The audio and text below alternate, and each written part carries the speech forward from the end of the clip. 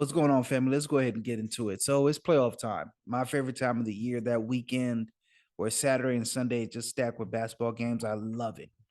But as far as the series go, we only have one that's set in stone: the Donovan Mitchell Bowl, the Knicks versus the Cavs. So the Knicks missed the playoffs last year, and the Cavs, this is the first time in almost 2 decades that they've been to the playoffs without LeBron being on the team. So there's a bunch of questions surrounding this series, as all series are, and I think that there are three pressing questions for each team. Generally you try to look back at how they fared against each other in the regular season, but I don't think you can count that because a lot of players were injured and missed games. There are a lot of players who are on the team now, like Josh Hart, um, who are going to play big roles in this series, and a lot of guys have left. Kevin Love had a 29-point game. Cat Reddish had a big game. These guys don't play for these teams anymore. So I think these are two teams that are in relatively flux, and there's a lot of questions that are going to be answered in this series. Can Donovan Mitchell keep up his big play? What does Darius Garland look like in his first true playoff opportunity? He played well in that playing game last year. And then Emmanuel Quickly, the odds-on favorite to win the sixth man of the year. Is he going to have a monster series? But besides that, I think that there's three main questions for each team. So let's start with the Knicks. So with the Knicks, the biggest question of them all is Julius Randle. What does his health look like? He was hurt on May 29th. He's supposed to be reevaluated 2 days before the playoffs start. So is he going to be healthy? Is he going to even be able to play? If he does play, what is his conditioning going to be like? Are we getting a Julius Randle that's hopping around out there just trying to get it out to play in the playoffs, or is he going to be ready to go the way that Luka was ready to go last year when he missed 2 games in the Utah series and then bounced back in? If he's not back at about 80 to 90% during this series, I don't think they have the time to win. They're a small team. They're not really a downhill attacking team. He's the only player that really gives them that, and he gives them a size that they need in this series.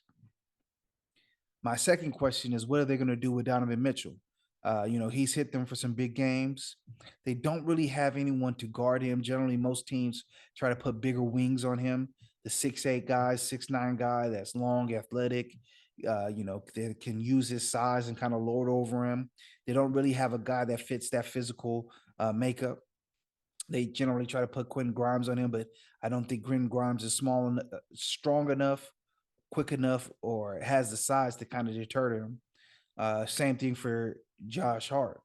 So is this a series that Donovan Mitchell gives him multiple 40-point games? If it is, once again, I just don't see the Knicks winning it. And then finally, RJ Barrett. Now he's going to draw uh, Garland or Mitchell on the defensive side of the ball. And when the Knicks are on offense, he's probably going to get Donovan Mitchell defending him. Can he win on both sides, but in particular the offensive side? This is a guy that has good counting stats. He averages about 19 points a game, 5 rebounds, about 3 assists. But if you look closely, especially at his shooting splits, they're not the best, 43 and 31. And I think the more important question is, can he make Mitchell work on the offensive end? Because if he can make him work, if Mitchell has to defend him, and RJ Barrett is giving him a problem, and where Mitchell is struggling to guard him defensively, that's going to take away energy from Mitchell's offense. Now, if the reverse happens and he's not really a factor, then he's just a spot that Mitchell can sit back and get rest on. Or if they say that, hey, he's struggling to the point where we're going to replace a lot of his minutes with Emmanuel Quickly, which they've done a lot of times in the regular season.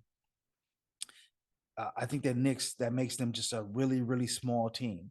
They need Barrett's size. They need his physicality on offense, the way that he attacks the rim. He tries to get in the post with players sometimes.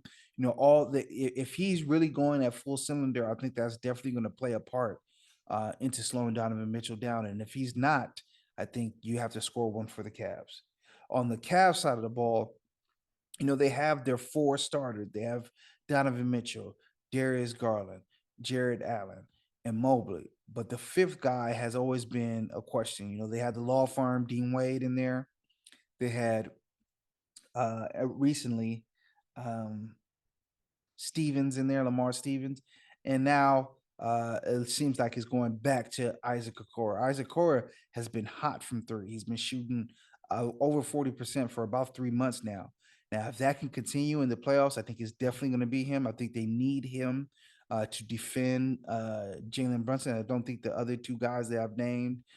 There's a couple of different options that they play. They play Cedi Osman as well. They brought in Danny Green. I don't think any of these guys can guard a Jalen Brunson or guard and Emmanuel quickly. So they're going to need Isaac Okoro's defense. And if he can provide them that shooting, that spacing, in particular, what we were talking about is corner threes. If he makes his corner threes, then I think that's just probably the biggest thing that's going to lead to success for the Cleveland Cavaliers. Uh, my second question for them is Mobley. How does he respond in his first playoffs? He's kind of ticked up in play. The counting numbers are not really there. He's averaging about 19 and 8, but I watch him. He looks like Kevin Garnett, best power forward, big tickish. He's looking ticketish. He's looking like he's ready to, ascend to the next level. He's going to have a big responsibility of guarding Julius Randle. Can he hold up physically if Julius Randle is coming at him? I think Julius Randle is going to try to play a physical game with him because of his frame. He's probably going to try to, bowl him over. Can he hold up to that? And on the offensive side, can he give them production? I wouldn't be surprised if we left this series saying that, the best player in that series was not Darius Garland, was not Donovan Mitchell, it was Evan Mobley. And then finally for the Cavs, and maybe most importantly, their road woes. They're the only team in the top six in the Eastern Conference that has a losing record on the road. Now, the Knicks have the fifth best road record in the league. So they're good at on the road, and the Cavs are bad on the road. So if you get a situation where they get a 1-1 split in the first two games, you're going back to the Knicks, going back to the Garden with a losing record on the road. Does that play into the Cavs psyche? Do they have it in them to win a game in the Garden if need be? Now, you might say, hey, they have the higher seed, they have a great home record. They actually don't even need to win a road game to win the series. And you might be right on that. But again, game sevens are toss ups for anyone. These are not two teams with great playoff experience, so there's not that to fall back on. And once again, um, I don't see a scenario where the Knicks are just going to get bowled over. I think that this is going to be a good series. And if the Knicks steal one of these games, can the Cavs respond and go win one in the Garden? I think that's a very, very big question that has to be answered. As far as predictions, I'm gonna go Cavs in six. Now, it could be Cavs in five, and I know I said that this is not going to be a quick series, but it could be if Julius Randle doesn't play. We just don't know. So hey, he might be ready to go, but if he's not, if I tried to be an optimist, but if he's not ready to go, obviously this series could be over very quickly. So that's my pick on the series. I like Cavs in six. Let me know what you think. Leave me a comment, and as always, subscribe. The game is the game.